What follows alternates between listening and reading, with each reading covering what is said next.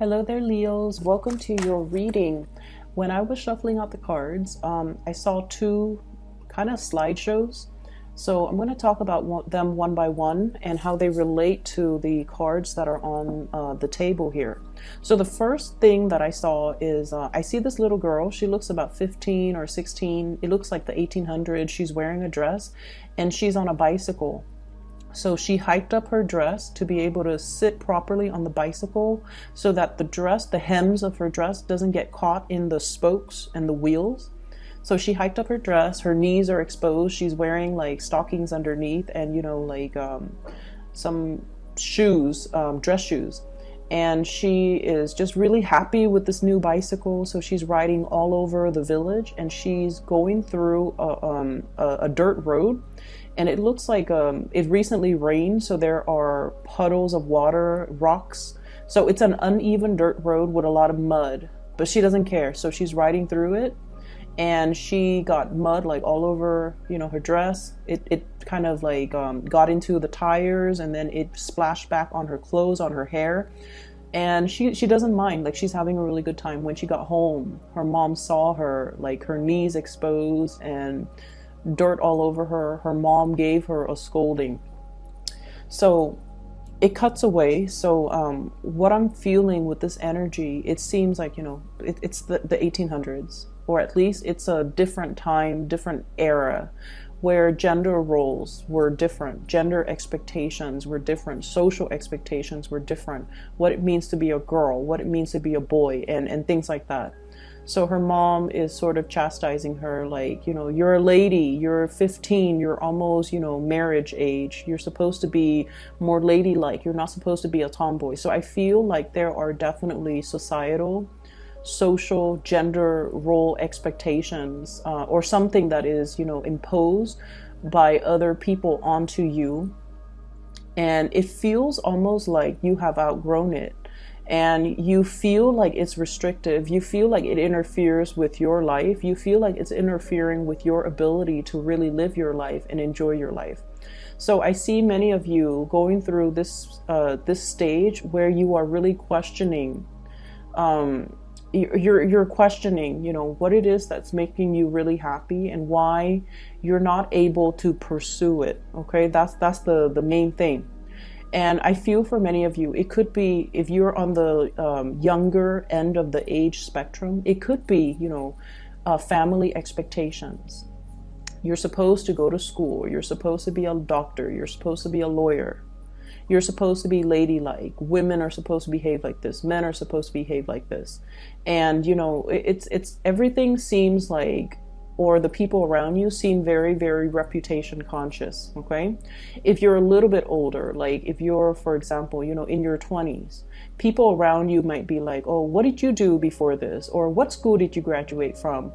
And it seems almost as if they care about these things more than you as a person. Like they care about what school you graduated from. Where did you get your degree? Where did you get your education? Who are you connected to? So it's like very reputation conscious. Okay, so the environment that you're in, you feel almost like it's either very narrow-minded, or you feel that people care about all of these superficial things that don't really, at the end of the day, don't really have a lot of substance, don't really have a lot of meaning. But nonetheless, they care about these things. And so I see many of you following, and you guys are like a very fierce sign. You're not one to follow the herd. However, I also feel like you guys are also very, very family oriented. So I'm sensing like if you grow up in an environment where mom and dad once groomed you for a specific, life path, for a specific career, for a specific, Ivy League school even, you don't want to disappoint them. But it gets to the point where you feel like life is going one way, and the bottom line is you're questioning, you're questioning these chain of events. You're questioning the choices that have led you to this very moment. And you're also questioning whether or not you're just kind of like, going with the tide, or whether or not you are conscious or consciously making these decisions because they make you happy, or whether or not you are making these decisions or living a specific life path to appease other people, or it's because something that, you know, it has always been done, tried and true. And so you kind of like took it as gospel and you didn't question it. So I see this major awakening, this major epiphany coming into the picture. Crossroads as well. Am I still happy with it? Is this all there is to life? Is this something that is meant for me? Or is this something that I just kind of found myself walking this path? But is there other, you know, like, are there other things out there for me that can bring me more emotional fulfillment? Okay, so I see all of these question marks kind of popping up when I shuffle your cards. And I feel like the energy can be very, very liberating if you're looking to break out and you know, go out into the world and make your mark on the world. And then on the other hand, I feel for others of you who are a little bit more status quo oriented. I also feel like some of you are a little bit scared of these changes that are coming through, things that are outside of your control, or things that you have always known to be true. All of a sudden you're reassessing. Okay. First of all, the way this energy is coming out, this is the card that really drew my attention. Your ship's coming in, something that you have really, really, really waited for a very long time. I usually think of this as like a big opportunity, study abroad, going overseas to do some type of research work for some of you, because that did come through. So for example, you might be studying to be, you know, like a doctor, right? And you're like, oh, I'm just going to be an MD, just like a general practitioner. And then you take a course and then you're just like, you know what, maybe I want to do public health. Maybe I want to go to like, you know, pandemic zones and study like cultures and do microbiology or do epidemiology and study the transmission of diseases. And maybe I need to go to more of a tropical area or go overseas to a place where access to medicine might be very, very scarce. So your family might tell you, you know, family expectations here. You're going to be a doctor. You're going to be like, you know, either a general practitioner, or you're going to be a surgeon, and you're going to work in these really posh, high-end, either private practice or in a very, very prestigious hospital. And your life is going to be all set. And you're just like, actually, I really want to get into this because I want to help people. And if I want to help people, I want to go to places where the needs are, you know, impoverished neighborhood, underserved communities, especially going overseas to areas that don't have access to healthcare. So that's an example that I saw, so that I'm reiterating it. Okay. And of course, all of you who are watching this are not in med school or not trying to be doctors, but that's a big example that I'm using. Mainly because I feel like you're being groomed for something and it's making you happy, but you're also questioning whether or not you can do something else that is more meaningful. So I see this conflict coming out. On the one hand, you are very, very happy, but on the other hand, you're almost operating from the Aquarius spectrum, where you're wondering, like, what is my contribution to humanity? At the end of the day, it's not so much about what I want, what's making me happy, but how can I share my gifts with the world? How can I make things better for other people? So you're going through a little bit of a soul searching. What's really, really making me happy? Can I really, really be happy when the rest of, you know, humanity is really suffering? So I feel this major maturation process happening here with Leos. And I also feel like you're plugged in, okay, to this collective consciousness, where on the one hand, your life might be really happy and dandy. But on the other hand, if you see, you know, poverty and homelessness and just people struggling to get by, There's an element about you where you want to share your resources in order to make life, even temporarily, because you're not naive, okay? So share your resources, share your skills, share your knowledge to make things better for other people. Some of you are rethinking like a major career path, rethinking, and I definitely feel like something from like a private arena to more of a public servant. That's what I'm feeling. So I feel like, you know, for example, if you're a psychiatrist, if you're a doctor, you're thinking possibly going, you know, packing up your bags from private practice. Even if you're a lawyer, private practice, going to be like a public defender or work in a more public environment where you're helping a lot of people. So you do want to, on the one hand, you know, really serve humanity, but you also like, you're happy where you are. I don't feel like there's problems with this 10 of Cups here. You're very happy and you feel very blessed with everything that you have achieved and everything, all the good things that are coming your way. But on the other hand, it's almost like you can't really sleep at night if there are people struggling out there in the world. Okay, so that's what I'm sensing. The second image that came through for you, and it's really weird, and I don't know why, I'm not seeing people, but I'm seeing animals. And the animals have, you know, human characteristics, like human behaviors. They look like animals, but they, and I don't know why my guides don't show it in terms of a scene with humans, but let me just relay the message. So there's this nest, it's in the tree, and there are 3 little birds that have hatched from these eggs, and the mother is there. So there's a nest in the tree, there are 3 little birds, and the mother bird, the female bird, is there as well, watching over her 3 kids. And then the dad bird comes back.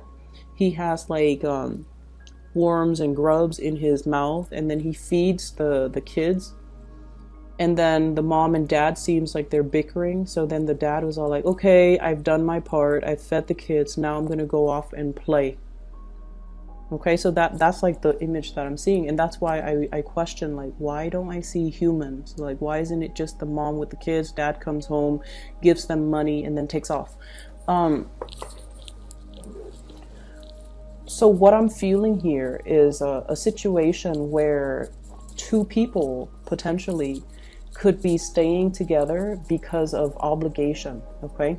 Because of expectations from other people, because they're trying to keep the family unit intact, because both of these people have specific roles that are assigned to them, okay? So one person could be in charge of taking care of the kids. The other one is like, you know, bringing home the bacon, bringing home the money.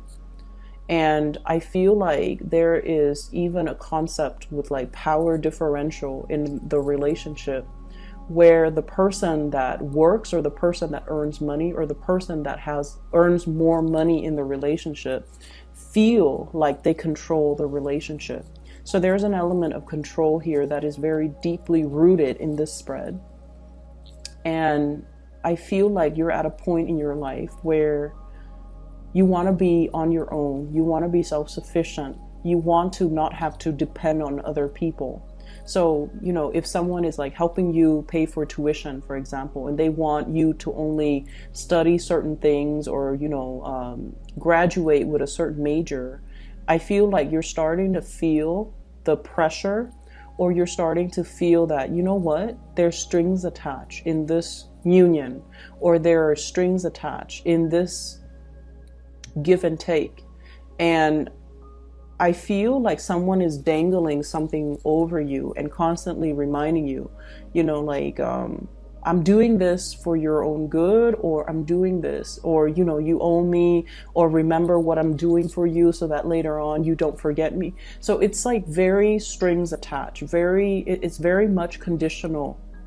Okay. You have to do this in order to get that. So things are very, very conditional.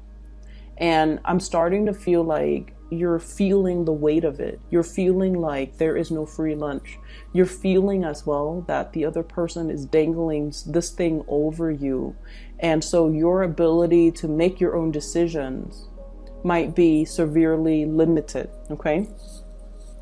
I'm sensing as well, in a work environment, there is some type of unfairness that's coming through. First of all, I have here the Eight of Pentacles, okay? Working hard, keeping your nose to the grindstone in the reverse position with the Devil in the reverse position. Some of you might physically just be like, this job is not doing it for me anymore, and I'm reassessing whether or not I want to invest more time in it. And then I also feel some imbalances in the work environment where the people that are not really doing their job, they're getting the promotions because they know somebody, because of their connections, or because of like just corruption is such a broad term, but I'm just going to use that. Favoritism, corruption, strings attached. You know, you do this for me and then I do this for you. Like I'll scratch your back and you scratch mine. So it's a very, very, from your end, Leos, it's a very unethical, toxic type of a situation. And I feel like many of you might have already left that situation waiting for new opportunities to come on the horizon for you. And you're prepared because you knew this wasn't working. And then I feel like for some of you, you might stay in a job because of the financial security. It pays the bills. And I feel almost like you've been wanting to leave for quite some time. But, you know, you have family, you have people that are financially dependent on you. And it's making it harder and harder and harder. But I feel like this might be the breaking point where you start to realize your worth and you're starting to want out and seek new opportunities, okay? And then going back to the birds, okay? The one that brings home the grubs and the worms. He's like, okay, I've done my part. Now I'm gonna go off and play. So I definitely feel the weight of responsibilities, obligations, especially when it comes to child rearing, when it comes to family expectations, when it just comes to not being able to get your alone time, okay? I see a lot of people crowded in an environment. Everything is just very, very crowded. A lot of activities, a lot of things are happening around you. And it seems like you want a moment of peace. You want some solitude. You have a lot of things that you need to get done. So for some of you, if you're working from home, there's like kids running around or, you know, family members dropping by unannounced and the doorbell's always ringing or text messages are constantly dinging or your phone's always going off, or there's like animals, pets, children, just a whole barrage of activities happening around you. And take yourself to the library, take yourself somewhere else where you can get your work done. And then I also feel for others who are, you know, in between jobs, who are trying to apply for a job, getting their resume together, looking for jobs online. And it's almost like the responsibilities that you have to contend with is delaying the job search process. Okay, so that's what I'm feeling. And so somebody once gave me like the best advice. And it is like the best advice I've ever heard. One of the best that I've ever heard. And he's a father of a friend. And he mentioned to her when she was looking for work, treat the job search as a full-time job. You wake up at 7, you get ready. At 8, you sit at your computer, or 7 to 8, you eat your breakfast or whatever. And then at 8 to 5 p.m., you sit at your computer and you look for work, you apply for it one after the other, you take your lunch break at 12, and then you stop doing the job search at 5. And he goes, and then the next day you repeat. So you treat the whole job searching process as if it's a full-time job. And once you get yourself in a pattern, once you are responsible, once you are diligent, and I feel like, you know, that's when the serious jobs are going to be in the picture. Treat it like a full-time job, okay? Be serious with it. And don't just bookmark it and let it sit. When something catches your fancy, apply for it right away. That way you can knock it down. And he also said, like, as well, create a quota for yourself. So for example, today I'm going to apply for 5 jobs, and then until you finish those 5 jobs applications, that's when you call it a day. And then the next day set a quota for yourself. But either way, we have to treat it like a full-time job. And so I see some of you're kind of like sitting at home, trying to do these job searches, or trying to fix your resume, or trying to apply for these job applications. And, it's not a fun process. And I see kids around you like, Mom, do you look at what I'm doing? Or Dad, look at what I'm doing. And so you're getting a lot of distractions. And so, block out some time, go to the library, go to a coffee shop with like internet, and try to take care of things from your end. And don't feel guilty that you kind of need to, be away from people. There's nothing wrong with that. You need to do what you need to do to take care of yourself first, and then, resume your life after. Okay, so that's what I'm feeling. And I do see money being a little bit of an issue for many of you. So I have here the 8 of Pentacles. Whatever that was stably coming in is no longer coming in. And then we also have as well the 2 of Pentacles. This is kind of like making ends meet, usually piecing together a few part-time jobs in order to get by, in order to make rent, in order to pay the bills at the end of the day. There's a lot of assistance coming through from family members and loved ones. I do sense that. But I feel like, while we're in this space, it's really, really, it can feel really disheartening. Okay, I do sense that. It can feel very disheartening. But they're really telling you not to cut corners and do things the right way. I have here the Wheel of Fortune. Things are going to come into the picture in divine timing. It's in the reverse right now. And so it requires a lot more discipline, a lot more diligence, and a lot more consistency from your end. We have as well the 7 of Swords, and this is strongly on top of the Wheel of Fortune. Do not cut corners. Do not take the easy way out. And you really have to commit yourself in order to create the new life or the new job, or to attract the things that you want that are actually going to be good for you. Okay? I'm going to leave it at that, Leo. So honestly, I tried to do a reading for you guys last night, and we have a lot of the repeat cards. Okay, I couldn't see any images last night, so I tried to do it again today. And when I shuffled it out, 4 of these cards were repeat. We have the Tower, the Wheel of Fortune, 7 of Swords, the Judgment card, as well as that. I think it actually was the 7 of Pentacles that came out, waiting for a situation. But now you're no longer waiting. Your ship is coming in. And I just feel like, keep at it. Go on your journey. If you need a break away from people in order to get things done for yourself, don't feel bad, okay? This is more about breaking out of the norm, or breaking out of the mold, and finding yourself, and finding whatever it is that really strikes your fancy, something that you want to do, even though other people have different expectations of you.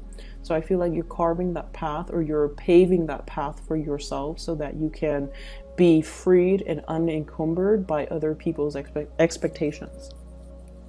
So I will leave it at that. I hope the reading is helpful for you guys, okay?